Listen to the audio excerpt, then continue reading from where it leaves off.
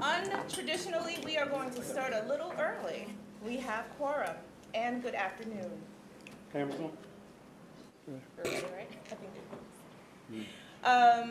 first item, I am going to ask for a motion to approve the minutes from our January 7th, 2013 meeting. Is there a motion? So moved, Madam Chair. Is there a second? Second. All those in are there any corrections? Any? Okay, all those in favor? Aye. Opposed? Abstentions? Okay, they are adopted. We have 3 items on the policy calendar, and at this time I'm going to turn it over to Vice Chancellor Weintraub to give the committee a brief summary of the resolutions. Thank you, Madam Chair. So the first item is historically, when we have done master plans for colleges, and we've done quite a few in the last 5 or 6 years, in each instance we've gone out with an RFP. And as we all know, the RFP process takes a while, so it slows up the amount of time that we have in terms of doing a master plan. As we've done in the past with our construction contracts and our architecture and engineering contracts, we've had requirements contracts. And we've been able to do what we call a mini bid and pull off that list. So we have decided to do a requirements contract for master planning. And my division went through a massive RFP process. We interviewed many firms. And what we are bringing to the board are 6 firms that we have now pre-selected. And the way the process would work is similar to how our construction and our architect and engineer contracts work, in that we would do a mini bid to be able to select one of these firms. And each contract will not exceed a total of $4.75 million, which is within the range of what the master plans have been costing us as of late. So, Madam Chair, that's the first item. Thank you. Do you want to let's vote on them individually, or you want I to? think as a group, I think we should go through them. Okay. The second item is, I think this committee has heard me talk very often about how important resume money is. Money that we get both from the city council and we get from the borough presidents. A few years ago, Hunter came to us. They have a broadcast media center in room 436, 470, and a number of other rooms, an equipment room. And they received resume money for the renovation of these studios.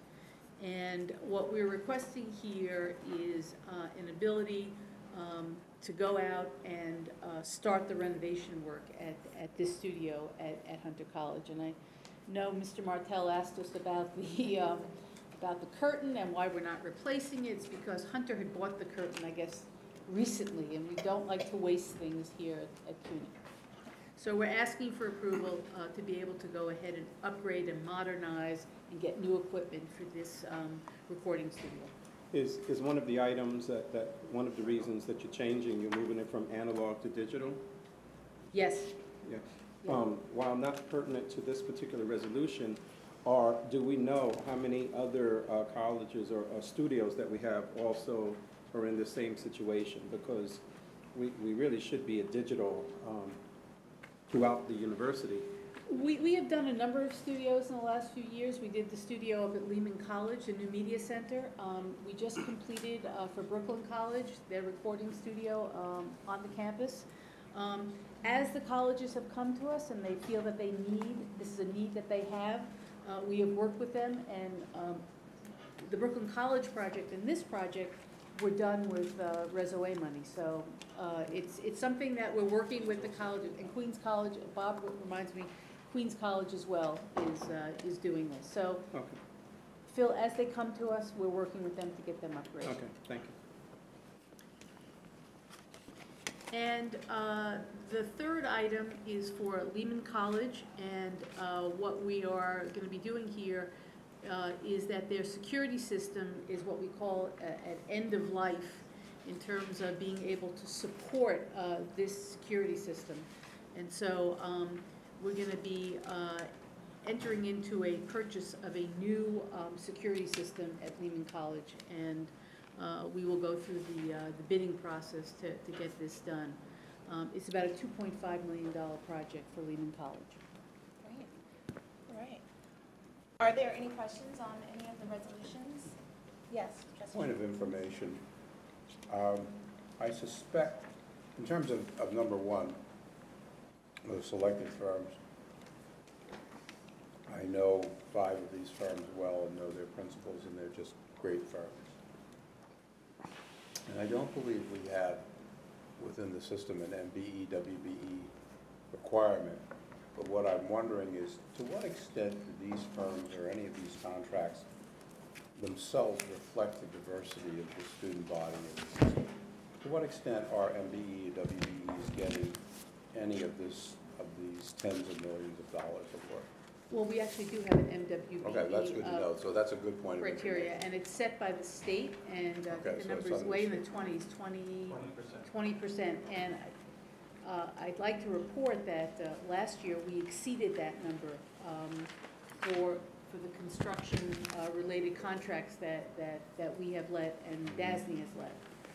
So the combination, we've done very well. On the construction side. How about And on the architecture and engineering side, it encompasses all of it, not just So these 6 construction. firms have subcontractors? Yes, they probably would have subcontractors that would qualify under the MWBE rules. Great, thank you.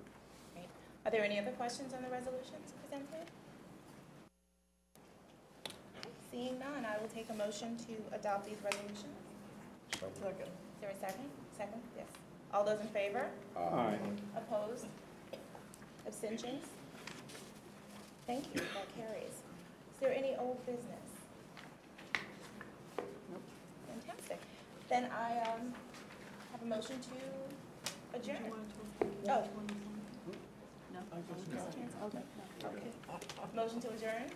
So moved, Madam Chair. Thank you. Second? Second. Good evening, everybody. Thank you.